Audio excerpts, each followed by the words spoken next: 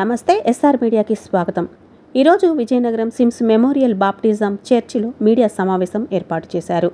ఈ సమావేశంలో RS John మాట్లాడుతూ భారత రాజ్యాంగంలో సమాన హక్కులు ఉండి మత స్వేచ్ఛ ఉండి క్రైస్తవ మతంలోకి హరిజనులు వెళితే హరిజనుల బెనిఫిట్లు తీసివేస్తాము అంటూ ప్రభుత్వంలో ఉన్న ఒక రాజ్యాంగ అధికారిగా ఉన్న డిప్యూటీ స్పీకర్ రఘురామకృష్ణంరాజు ఛాలెంజ్ చేస్తూ తొడకొడుతూ క్రైస్తవ సమాజాన్ని భయభ్రాంతులకు గురిచేయడం చాలా బాధాకరమన్నారు.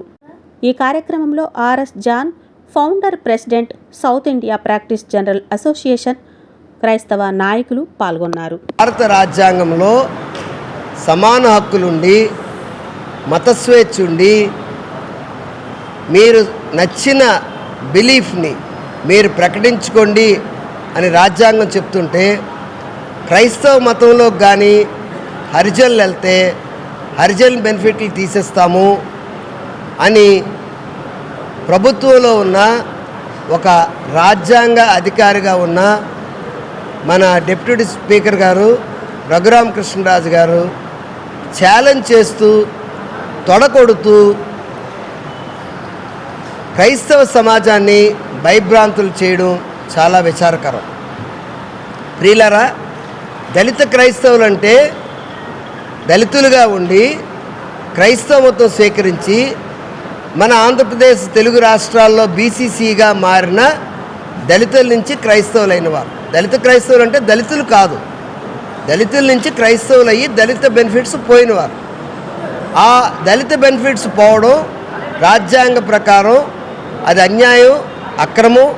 ఆర్టికల్ 14, 15, 17, 19 ప్రకారంగా అక్రమం అయితే భారత రాజ్యాంగంలో ఆర్టికల్ 25 ఏం చెప్తుందంటే all persons are having right to profess their faith, their religion and their opinions.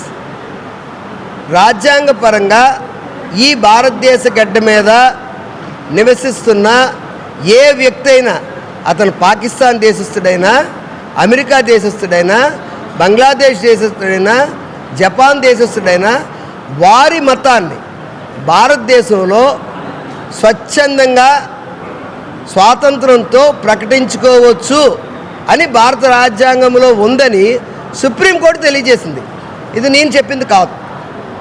Supreme court చాలా జడ్జిమెంట్స్లో ఈ రీడింగ్స్ ఇవ్వడం జరిగింది.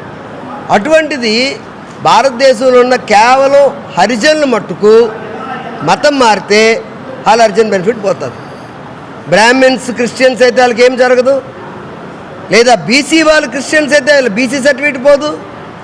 ఎస్టీ వాళ్ళు క్రిస్టియన్స్ అయినా వాళ్ళ ఎస్టీ సర్టిఫికేట్ పోదు.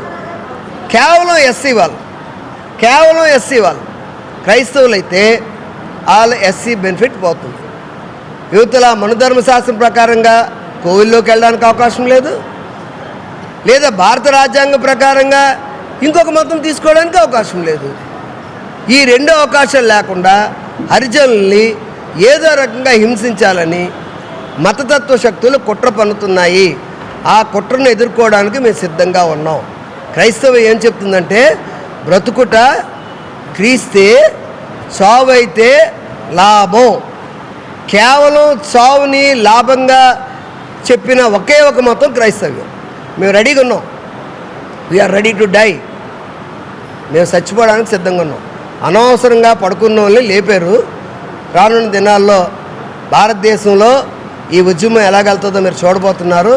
మొన్న 12వ తేదీని విజయనగరంలో ఒక పెద్ద మహాసభ పెట్టాము.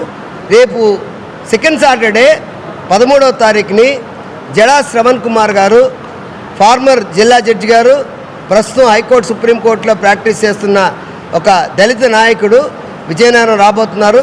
వారు దళిత క్రైస్తవ శంకారావం అన్న ఒక పెద్ద కార్యక్రమం 1,50,000 మందితో ఏలూరులో ఈ నెల 28వ తేదీని వారు ఒక సభ ఏర్పాటు చేశారు. ప్రభుత్వానికి ఈ విషయం తెలియపరచడానికి దాని సన్నాహక సభగా ఈ శనివారం second Saturday Vizianagaram Sims memorial Baptist చర్చ్కి వస్తున్నారు.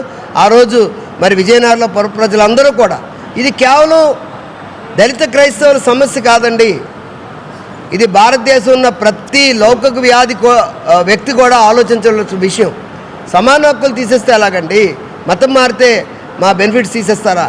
ఇది చాలా అన్యాయం కదా. అంచేత కేవలం క్రైస్తవులు దళితులే కాకుండా ప్రతి ఒక్కరు కూడా రేపు 13వ తారీఖున జరగబోయే కార్యక్రమానికి రండి. జడా శ్రావణ్ గారు చేస్తున్న ఆ యొక్క శంఖారావానికి బలపరచండి.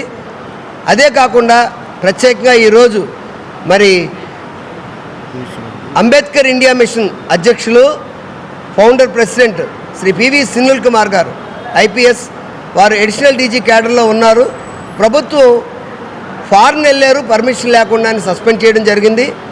ఈరోజు వారి తాలూకా జన్మదినం, వారిని కూడా దేవుడు దీవించాలని, మా యొక్క క్రైస్తవులకి వీళ్ళిద్దరే కాకుండా విజయ్ కుమార్ గారు అనే దళిత్ కుమార్ గారు, హర్ష కుమార్ గారు, అలాగే సునీల్ కుమార్ గారు, అలాగే జడా శ్రావణ్ కుమార్ గారు, నలుగురు కుమారులు 4 స్తంభాల్లాగా మాకు బలపరిచి మమ్మల్ని స్థిరపరిచి ముందుకు తీసుకెళ్తున్నారు.